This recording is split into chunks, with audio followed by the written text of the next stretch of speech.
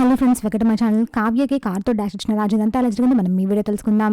ఇంకా కావ్య అయితే వినాయకుడికి పెయింటింగ్ వేస్తూ ఉంటుంది. అలా రాత్రంతా పెయింటింగ్ వేస్తూనే ఉంటుంది. మరోవైపు ఇందిరాదేవి ఇంట్లో అందరి ముందు ఇలా అంటూ ఉంటుంది.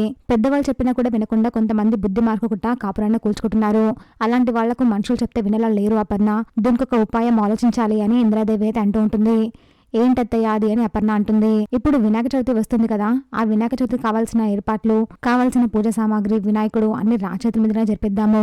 అప్పుడైనా వారి బుద్ధి మారి వారి కాపులను చక్కబెట్టుకోవడమో, కావ్యను ఇంటికి తీసుకొస్తాడేమో అని ఇందిరాదేవి అంటూ ఉంటుంది.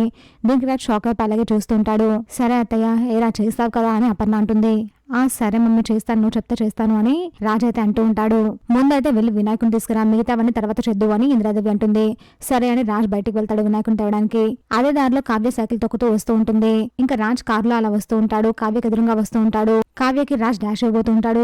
ఆగాగని కావ్య అరుస్తుంటుంది. ఆయన కూడా రాజ్ వినకుండా కావ్యకి డాష్ ఇస్తాడు. దీంతో కావ్య ఒక్కసారిగా కింద పడిపోతుంది. అయ్యో ఎవరో ఏంటో అని రాజ్ అయితే కార్ దగ్గర చూస్తాడు. అక్కడ కావ్యం చూసి షాక్ అవుతాడు. అలాగే చూస్తుంటాడు. కళ్ళు కనిపించట్లేదు నీకు అని కావ్య కూడా సీరియస్ అవుతూ రాజ్ వైపు చూస్తుంటుంది.